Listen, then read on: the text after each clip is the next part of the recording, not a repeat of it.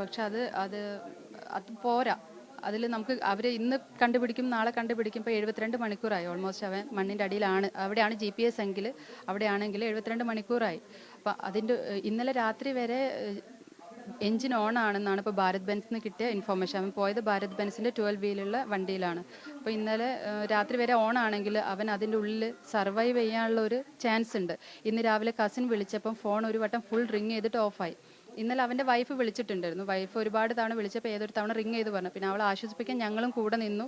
Okay, നമുക്ക് നോക്കാമെന്ന് പറഞ്ഞു. പക്ഷെ ഞങ്ങളൊക്കെ വിളിച്ചപ്പോൾ ഓഫ് ആയതുകൊണ്ട് ഞങ്ങൾക്ക് ആ പ്രതീക്ഷ പോയിട്ടുണ്ടായിരുന്നു. പക്ഷെ ഇന്ന് രാവിലെ വീണ്ടും അവനെ വിളിച്ച് ഫോൺ ഓൺ ആണെന്ന് കേട്ടപ്പം, ഫോൺ ഓൺ ആണ്, ഇന്നലെ രാത്രി വരെ എൻജിൻ ഓൺ ആണെന്ന് കേട്ടപ്പോൾ നമ്മളിപ്പോഴും ഹോപ്പുണ്ട്. എത്രയും പെട്ടെന്ന് റെസ്ക്യൂ നടത്തുക, സ്പീഡപ്പ് ചെയ്യുക, എങ്ങനെയെങ്കിലും നമുക്ക് അവനെ രക്ഷിക്കുക എന്നുള്ളതേ ഉള്ളൂ. ചില സമയത്ത് ഉറങ്ങാറുണ്ട്. അവൻ എഴുന്നേൽക്കുമ്പോൾ തിരിച്ച് വിളിക്കുക ചെയ്യുക. ആ സമയമൊക്കെ കഴിഞ്ഞു.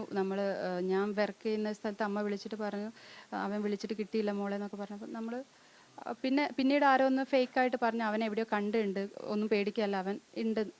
പിന്നീട് രാത്രിയായിട്ട് അവൻ വിളിച്ചില്ല. അവൻ കുറച്ച് കഴിഞ്ഞാൽ വിളിക്കുമെന്ന് പറഞ്ഞ് വിളിക്കാതിരുന്നപ്പോഴാണ് ഇവിടുന്ന് അനിയത്തിയൊക്കെ ഇത് നോക്കുന്നതും. നമ്മളെ റിപ്പോർട്ടിലൊന്നും വന്നിട്ടില്ല, അവിടുത്തെ ന്യൂസിലൊക്കെ നോക്കുമ്പം ഇങ്ങനെ സംഭവിച്ചിട്ടുണ്ട്, കുറേ മിസ്സിങ്ങും കാര്യങ്ങളും ഉണ്ട്.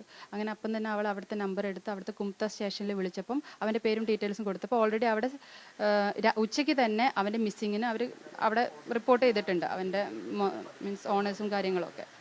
അപ്പം നമ്മളും ആ ഒരു പ്രതീക്ഷയിൽ അപ്പം തന്നെ എൻ്റെ ഹസ്ബൻഡും അനിയന്മാരും എല്ലാവരും കൂടി 3 പേര് ഇവിടെ നിന്ന് അങ്ങോട്ട് കയറി, അവൻ്റെ മുതലാളിയും അവരുടെ ഒരു ഡ്രൈവറും കൂടി അവിടെ നിന്ന് ജോയിൻ ചെയ്ത് 5 പേര് ഇപ്പോൾ അവിടെ അന്നേരം മുതലുണ്ട്. അതായത് ആ നടന്നതിൻ്റെ പിറ്റേന്ന് രാവിലെ തന്നെ അവിടെ എത്തി അവിടെ കാര്യങ്ങളൊക്കെ നോക്കുന്നുണ്ട്. ഉണ്ടാവാനുള്ള സാധ്യതയില്ല. ഗതാഗതം പുനരാരംഭിക്കുക എന്നുള്ളൊരു ലക്ഷ്യത്തിലാണ് ഇപ്പോഴത്തെ അവിടുത്തെ ഒരു നടപടി സംഭവിച്ചുകൊണ്ട്. നമുക്ക് അറിയില്ല, അവിടുത്തെ ഓരോ സ്ഥലത്തിൻ്റെയാണ്. ഇപ്പോൾ കേരളത്തിലാണ് ഒരു പക്ഷേ ഇതൊക്കെ രക്ഷപ്പെട്ട് ആളിവിടെ വീട്ടിലെത്തിയിട്ടുണ്ടാവും. അവിടെ അങ്ങനത്തെ നമ്മളെ ഇവിടുത്തെ പോലെയുള്ള രക്ഷാപ്രവർത്തനവും കാര്യങ്ങളും ഒന്നുമല്ല. പിന്നെ നാട്ടുകാരും സപ്പോർട്ടും അങ്ങനെയൊന്നുമില്ല. പിന്നെ ഏത് സമയവും വീഴാൻ പറ്റുമെന്നുള്ളതാണ്. അപ്പോൾ ഒരു സാധാ ഒരു 1-2 റെസ്ക്യൂ ടീമിനെ വെച്ചിട്ട് അവിടെ ഒന്നും സംഭവിക്കാൻ പോകുന്നില്ല.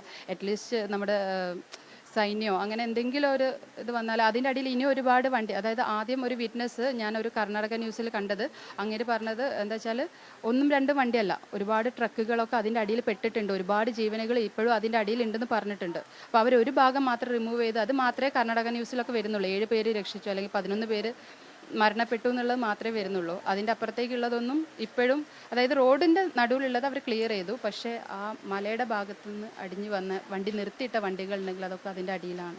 പോകുന്ന റൂട്ടാണല്ലേ? സ്ഥിരമായിട്ട് പോകുന്ന റൂട്ടാണ്. ആരൊക്കെയാണ് അങ്ങോട്ട് പോയിരിക്കുന്നത്? നിങ്ങളുടെ? എൻ്റെ ഹസ്ബൻഡ് പോയിട്ടുണ്ട്, അർജുൻ്റെ ഒരു ബ്രദർ പോയിട്ടുണ്ട്, ഒരു കസിനും പോയിട്ടുണ്ട്. പിന്നെ ഇപ്പോൾ അവൻ്റെ വേറെ മുതലാളിയും അവരുടെ കൂടെയുള്ള ആളുകളൊക്കെ ഇന്നലെ രാത്രി വീണ്ടും കയറി അവിടെ എത്തിയിട്ടുണ്ട്. ആരെങ്കിലും വിളിച്ചിരുന്നോ? ഗവൺമെന്റ് തലത്തിൽ നിന്ന് ആരെങ്കിലും വിളിച്ചിരുന്നോ? എല്ലാവരും അപ്ഡേറ്റ് ചെയ്തുകൊണ്ടിരിക്കുന്നുണ്ട്. സർക്കാർ തലത്തിൽ നിന്ന് ആരെങ്കിലും വിളിക്കുകയോ എന്താണ് അപ്ഡേറ്റ്സ് എന്ന് അറിയിക്കുകയോ ചെയ്തിരുന്നോ? മിനിസ്റ്റർ ഗണേഷ് സാർ വിളിച്ചിട്ടുണ്ടായിരുന്നു, രാജൻ സാറിൻ്റെ ഓഫീസിൽ നിന്ന് വിളിച്ചിട്ടുണ്ടായിരുന്നു. നമ്മൾ ഇന്നലെ വൈകിട്ട് MP സാറിനെ കാണാൻ പോയിട്ടുണ്ട്, രാഘവൻ സാറിൻ്റെ ഓഫീസിൽ നിന്ന് നമുക്ക് ഭയങ്കര പോസിറ്റീവായിട്ടുള്ളൊരു അവിടെ നിന്നും കൊണ്ടാണ് നമുക്ക് ചാനൽസിനൊക്കെ വിളിച്ചതും നമ്മൾ ഇൻഫോർമേഷൻ കൊടുക്കുന്നതും. പിന്നീടാണ് ഇതിനൊരു പബ്ലിസിറ്റിയും കാര്യങ്ങളും വന്ന് നമുക്ക് ഇത്രയും ഇത് കിട്ടുന്നത്. ഇപ്പോൾ ഒരു ഹോപ്പ് വരുന്നുണ്ട്. അവന് എത്രയും പെട്ടെന്ന് തിരിച്ചു കിട്ടുക. കാരണം അവിടെ മഴ ഭയങ്കര മഴയാണ്, നമ്മളിവിടെ കാണുന്ന പോലെയല്ല. അപ്പം ഇനിയും ലാഗ് ചെയ്യുമ്പം ഇനി ഒരുപാട് ജീവൻ രക്ഷപ്പെടാനുള്ള സാധ്യത കുറഞ്ഞുകൊണ്ടിരിക്കുക. കാരണം 72 മണിക്കൂർ ഓൾമോസ്റ്റ് ആയി.